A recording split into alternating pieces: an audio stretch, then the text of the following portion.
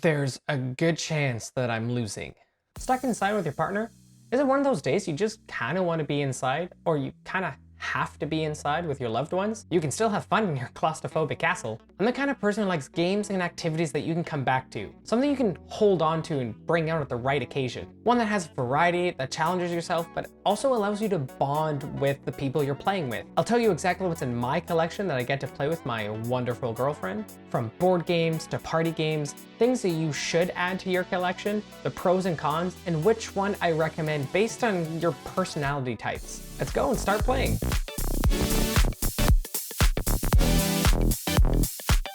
Welcome to my channel where I tell you about adventures, challenges, and my opinions to encourage you to take on adventures yourself. Because life is so fun, let's go live it a little bit. If that sounds like something that rolls your dice, maybe consider giving this video a like, maybe subscribe, but let's talk about fun couple games. Let's start with some fun party games. A fun one is Minute to Win It, which are these 60-second challenges or these 1-minute challenges that just use objects commonly found in the house, and you can definitely buy these at the dollar store.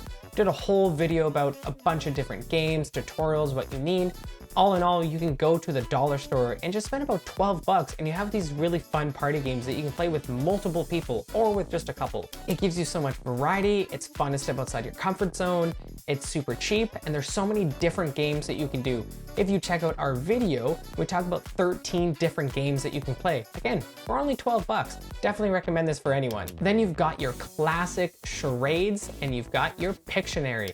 You can find these apps super free online that just give you a category or give you the names, and it goes to either act out whatever it is and your partner is trying to guess what it is, or you're trying to draw something that apparently that's supposed to be a horse. Excuse me, that's how you draw a horse? Yes, and I also guessed horse correctly, so I guess we win. You don't need the app, you can just come up with a theme yourself, like farm animals. You can play with 2 people where you just put a 1-minute timer and you just see how many of these things you can guess. This is fun to learn to communicate, understand how the other person thinks, step outside your comfort zone just a little bit, but learn to talk in just a very simple fun.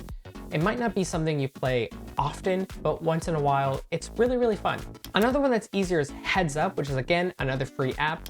Very similar to charades and Pictionary, where you're just kind of using words. A word will pop up and the other person is trying to give you hints, and if you get it correctly, bing. If you need a pass, nope. It's an easier version than charades and Pictionary. It's mostly good if you're stuck to sit down, you can't really move anywhere. But speaking about sitting down a little bit more, let's talk about cooperative board games that I have that are really, really fun.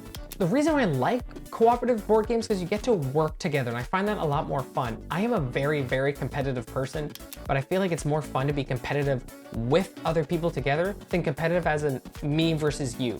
I mean, one of you, and you know exactly who I'm talking about. But here are my go-to ones. My favorite is a game called Pandemic. Yes, I understand the irony. The way it works is the world is being infected by multiple diseases. See, it's different because it's multiple. And you as a team are trying to cure all the diseases. And it's a really fun strategy game. You're really trying to think of multiple moves ahead in order to try to cure this disease. You work really well together. It's very simple to understand, very simple to learn, a decent setup and takedown. And what I like to do with all my board games, I like to learn the rules on YouTube first. Someone who's just explaining the rules because it's much easier to follow. Because of the simplicity and it's always a little bit different each time you play, I love this one. If you get really into it, there's a one called Legacy, where every single time you play, the board changes based on your decisions, which is just so fun. Another one with a little bit more cards, the deck building game.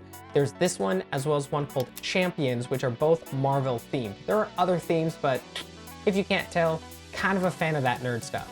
It's a cooperative deck building game, which is my favorite type of games. You have a very simple deck of cards, and then with this one, as you recruit heroes, it changes your deck. You're trying to get certain heroes in order to create different combos in order to do better and to fight the bad guys and the villains. It's a great theme, and it's different every single time you play. And if you're more of an analytical, strategic mind like me, I'm always trying to figure out what the best combo is to do, and I like that you're working together. There's a lot more that you need to know in order to set up, which takes a long time. Takedown takes a long time. You have to organize everything. So the downside is the start of getting into it. When you do get into it, it's really fun. We've played this multiple times. Another card game and something that's a lot easier to get into is 5 Minute Dungeon.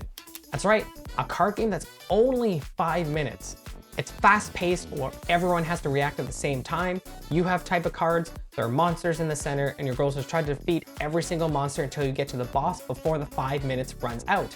If you want to keep playing, then the next boss is a little bit more difficult. You start the timer and you go again. There's this companion app with a bunch of different voices, and it's so reliable and it's so fun. And the more people you play, it's actually really great. If you're looking for something a lot simpler and also you want to build that communication, being able to talk and work together and be able to just a game that just goes and goes and goes, which is very quick and very easy to set up, this is definitely a fun one. It'll take 2 or 3 times to play in order to start learning what each other need to say and what each other needs to do in order to understand what cards to play, because you do need to work together and you can lose, which is really fun, and it scales up. Now here's some video games you might actually want to try, and it can be active. Let's start some childhood ones that most people might already know, such as Mario Kart and Super Smash Bros. If you do have a Nintendo system, you definitely have these games. They're like staples of it. So who doesn't love just a very simple driving kart race that you could just do forever? For Super Smash Bros, which is a fighting game, you both need to be very competitive in order to play this properly. But you might have heard these two, but now here's some other ones, such as Overcooked 1 or 2. It's a more competitive, fast-paced game. In order you both play as chefs and you have to cook certain things with certain ingredients and send them out in clean dishes within a time limit to get a certain amount of points in order to move on to the next level. The fact that you have to communicate, it's fast-paced.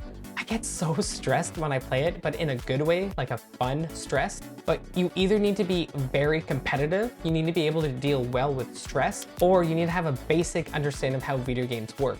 If you don't have that, you are not going to enjoy this. It's not going to be a good couple one. But if you do have that competitive aspect, if you're both like that, you're both going to want to keep working harder and harder to always get those 3 stars.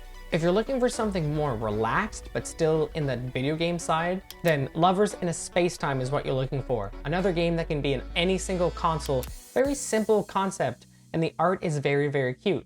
You're in a spaceship and you need to be able to control it, so you run around your spaceship in order to get to these different stations, such as the guns to shoot bad guys, the engines to steer it, the shields to protect yourself, and as well as a radar to make sure to know where you're going. You're trying to collect these hearts in order to save space-time. If you have a lot of experience in video games, you're not gonna be very challenged in this one, but the simplicity of it is nice to get into other people who might not necessarily play video games, like your significant other, to be able to play something together. And my last one is dancing games such as DDR or Just Dance. If you're playing Just Dance, you just have to recreate what they're doing on the screen, which is very simple what it is, and you get to dance with songs you already know. Or DDR, where it's just a pad on the ground, which is up, down, left, right. You've definitely seen these in movie theaters, and your goal is just to hit them with your feet and match them what is on the screen. It's active, you can get sweaty, and it's just so fun. You just step outside your comfort zone, you're just moving. Obviously not a good dancer, like, look at this. Or maybe you're looking at saying, ooh, wow, look at those hot moves. Then you're welcome. And you look silly, but that's the whole point. If you're able to do this together and just move and just dance and look ridiculous, then that's how you're gonna bond. And plus, that's how you live life, not worrying about what other people think. Just dance your heart out. Get that emotion out on the dance floor. Let people know that you have the moves. Or you're as stiff as a board, then here's probably a great way to start practicing how to be a little bit more limber. And some card games that you can play. Very simple, because all you need is maybe 1 or 2 decks of cards. You've got your regular card games such as poker and Texas Hold'em, which is very simple to get into, but it's very slow paced. You can always do solitaire, which takes a little bit to set up, but it's so simple and a lot of people know solitaire, then you can play that. But what I actually like is those nerd card games. Maybe something that you grew up with and you never learned how to play, and you can learn to play this together. So something like Pokemon cards, Yu-Gi-Oh, maybe even Magic the Gathering, but let's go with Pokemon, because we grew up with Pokemon and love just playing the games and watching the anime and even playing Pokemon Go on your phone. But you can go to Walmart or you can go to those kids sections, you get to buy these deck of cards and you feel this childhood thing that gets to come out, which is really fun to buy this kind of toy childhood thing. You don't really get to buy a lot of those as an adult. And playing together, you can learn. It'll be fair because the decks are built in order to just play out of the box, and they're really easy to learn. If you can get these deck of cards, and if you do enjoy it, you can always buy more decks, and it's just fun with this nostalgia and be able to learn something new and able to collect something together. Some of my final thoughts on this.